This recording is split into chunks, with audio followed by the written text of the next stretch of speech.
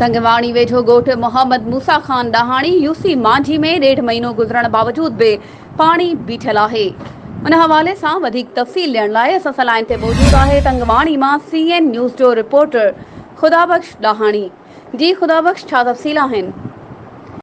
जी नाज़रीन, बिल्कुल मां के ॿुधाईंदो हलां। तंगवाणी वेझो ॻोठ मोहम्मद मूसा ख़ान ॾाहाणी यूसी मांझी 1.5 महीनो गुज़रण बावजूद भी पानी बीठल आहे। प्यारो ॾाहाणी मीडिया सां ॻाल्हाईंदे चयो त असांजे घर घाट फसल फाड़ी सभु कुछ तबाह ऐं बर्बाद थी वियो आहे।